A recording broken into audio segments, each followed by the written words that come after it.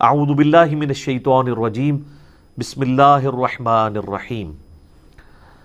یسألونک عن الخمر والمیسر، اے نبی علیہ السلام آپ سے پوچھتے ہیں یہ شراب اور جوئے کے بارے میں۔ اب یہ یاد رکھیے گا یہ ابتدائی خاکہ ہے، اس دور میں ابھی شراب حرام نہیں ہوئی تھی۔ ظاہر ہے کہ عرب کے لوگ جو ہیں وہ شراب کے ساتھ بہت زیادہ شغف رکھتے تھے، تو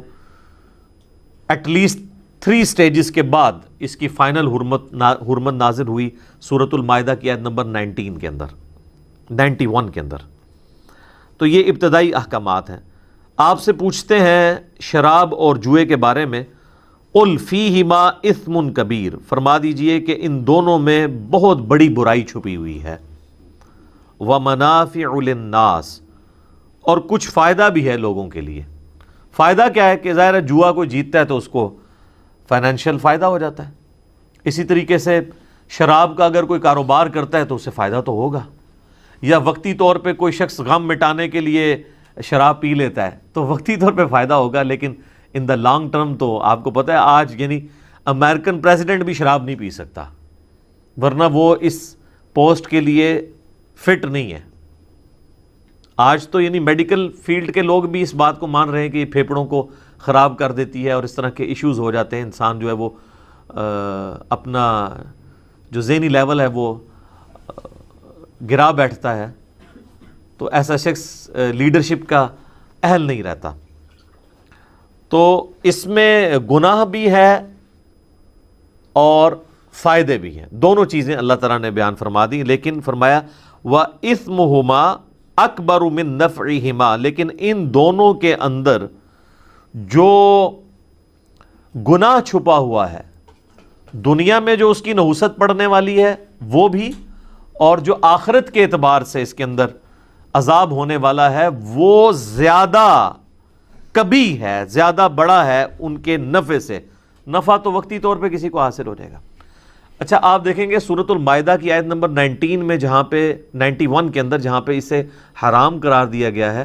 وہاں پر بھی آپ دیکھیں گے کہ جوئے اور شراب کا ذکر سائیڈ بائی سائیڈ ہو رہا ہوگا، یہ دونوں چیزیں کو ریلیٹڈ ہیں، یعنی جو شراب نوشی کرنے والا ہے وہ جوئے کی لت کے اندر پڑے گا، اور جو جوا کھیلنے والا ہے وہ الٹیمیٹلی شراب نوشی کے اندر مبتلا ہوگا۔ بیسیکلی یہ دونوں جو ہیں وہ بیٹر فیکٹس آف لائف سے آنکھیں چرانے کے لیے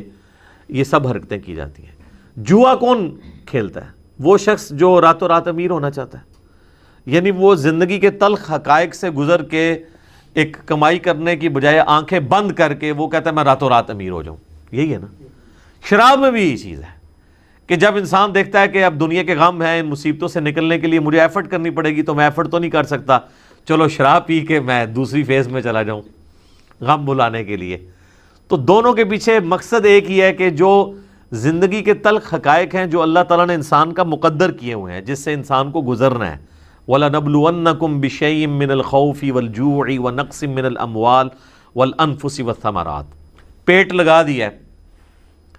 رزق کے لیے آپ کو تلاش کرنی پڑے گی۔ تو یہ ساری کی ساری چیزیں جو انسان کے ساتھ اللہ نے بائی ڈیفالٹ، جسے کمپیوٹر کی لینگویج میں ہم کہتے ہیں نا فٹ کر دی ہوئی ہے نا، ان سے آنکھیں چرانے کے لیے، جس طرح کہ بلی جو ہے اگر کبوتر کے سامنے آ جائے تو کبوتر بلی کو تو نہیں غائب کر سکتا، لیکن اگر وہ بیوقوف ہوگا تو اپنی آنکھیں بند کر لے گا کہ چلو اب میں یہ سمجھ لوں کہ بلی غائب ہو گئی ہے، لیکن بلی تو غائب نہیں ہوئی، وہ اس کی گردن ہی مروڑ دے گی آ کے۔ اسی طریقے سے جو جوئے کے اندر اور شراب نوشی کے اندر مبتلا لوگ ہوتے ہیں نا، وہ زندگی کے تلخ حقائق سے وقتی طور پہ جان چھڑانے کے لیے ان ایکٹیویٹیز کے اندر پڑ جاتے ہیں، لیکن اللہ تعالیٰ فرما رہا ہے کہ اس کا جو نفع ہے وہ وقتی ہے، اور جو اس کے اندر نقصان چھپا ہوا ہے نا وہ بڑھ کے ہے ان دونوں کے اندر جو نفع بظاہر چھپا ہوا ہے۔ کیونکہ اگر کوئی آج جوا لگا کے جیت جائے گا تو کل کو ہار بھی جائے گا، لوگ تو پوری جدادیں لوگوں کی بک گئی ہیں، اندازہ کریں، یعنی آپ اس لیول پہ بعض لوگ اترتے ہیں کہ وہ یعنی اپنی بچیوں تک کا سودا کر لیتے ہیں جوئے کے اندر جب مال ہار جاتے ہیں۔ تو ان چیزوں کو اسلام نے کنڈیم کیا۔ اب آپ دیکھیں اس معاشرے کے اندر جہاں پر ان چیزوں کو چھوڑنا آلموسٹ ناممکن تھا، نبی صلی اللہ علیہ وآلہ وسلم کی مبارک دعوت عام ہوئی اور الٹیمیٹلی لوگوں نے ان چیزوں کو چھوڑا۔ سورۃ المائدہ کی آیت نمبر 91 کے اندر جا کے جب یہ حرام ہوا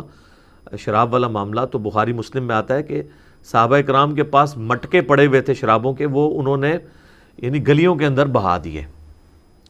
یعنی اس طرف بھی ان کا دماغ نہیں گیا کہ ہم اس شراب کو چلو پینا حرام ہے تو ہم اسے بیچ ہی لیں. ٹھیک ہے، ان کو یہ بات سمجھ آ گئی کہ اس کا بیچنا بھی حرام ہی ہوگا. ویسے وہ الگ سے ترمذی میں ابن ماجہ میں حدیث ہے کہ 10 لوگوں پر اللہ اور اس کے رسول کی لعنت ہے، شراب بنانے والا، بیچنے والا، لے کر جانے والا، لادنے والا، اس کو ان لوڈ کرنے والا، پینے والا، پلانے والا، وہ سارے کے سارے. لیکن صحابہ کرام جو ہیں وہ اللہ اور اس کے رسول عز و جل و صلی اللہ علیہ وآلہ وسلم کے مزاج کو سمجھتے تھے. یہ میں اس لیے کہہ رہا ہوں کہ ہمارے یہاں پہ کے پی کے اندر کئی لوگ ہیں جو نمازی بھی ہیں اور بعض تبلیغ کے ساتھ بھی جڑے ہوئے ہیں، لیکن وہ ساتھ ہیروئن کی سمگلنگ والا کام بھی کرتے ہیں. اور جب آپ ان سے پوچھیں تو وہ کہتے ہیں کہ جی ہیروئن جو ہے وہ نشہ ہے، اس کو پینا حرام ہے لیکن اس کا کاروبار تو حرام نہیں ہے. دلیل پوچھیں تو وہ کہتے ہیں کہ جی وہ گدھا دیکھ لیں آپ، گدھا بیچنا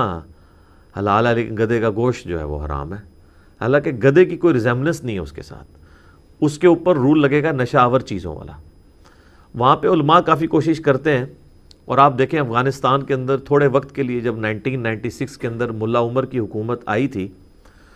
ہمیں کئی معاملات میں ان سے اختلاف ہے، لیکن یہ ان کی پازیٹیو چیز ہے کہ وہ افغانستان جس کے اوپر بلینز آف ڈالر امریکہ نے خرچ کیے تھے یہ ہیروئن کی جو پوسٹ کی جو کاشت ہوتی ہے اس کو ختم کرنے کے لیے، اور نہیں کر سکے. اور دنیا میں پہلے نمبر پہ ہیروئن سمگلنگ کرنے والا ملک جو ہے افغانستان تھا. ملا عمر کے ایک آرڈر کے اوپر یہ سارے معاملات ختم ہو گئے، زیرو پہ آ گیا. اور جیسے ہی طالبان کی حکومت ختم ہوئی، آج امریکہ بھی وہاں پہ بیٹھا ہے، افغان حکومت بھی موجود ہے، اور آپ دیکھ لیں پچھلے 15-20 سالوں سے پھر پہلے نمبر پہ افغانستان ہیروئن کی سمگلنگ کرنے کے اوپر. اور اس میں سے کئی ایک معاملات پاکستان کے ذریعے بھی ہو رہے ہوتے ہیں، پاکستان میں بھی چوری چھپے یہ کام چل رہا ہوتا ہے. ظاہر ہے کہ یہ پاکستانی کروڑوں روپوں کی 1 کلو یہ بکتی ہے ہیروئن، کافی زیادہ اس کا ریٹ ہے. تو تھوڑی سی بھی کوئی لے کے جانے میں کامیاب ہو جائے تو وہ کروڑوں اربوں روپیہ کما سکتا ہے. تو وہاں پہ دیندار لوگ بھی اس معاملات میں جڑے ہوئے ہیں، اور وہ نماز بھی پڑھتے ہیں، اور ایئرپورٹ پہ پکڑے جائیں تو نماز بھی پڑھتے ہیں اور ساتھ اپنی گرفتاری بھی دے رہے ہوتے ہیں، اور وہ سمجھتے ہیں کہ شاید یہ ہمارا کاروبار ہے اور دین اپنی جگہ. تو دین صرف چند رسومات کا یا عبادات کا نام نہیں ہے، بلکہ ٹوٹل اوبیڈینس ہے اللہ تعالیٰ کی. جب تک مکمل طور پہ اللہ تعالیٰ کا کوئی تابع فرمان نہیں ہوتا نا، اس وقت تک اس کا دین قابل قبول نہیں ہے، کیونکہ ادخلوا فی السلم کافہ ہے، اسلام میں پورے کا پورا داخل ہونا ہے.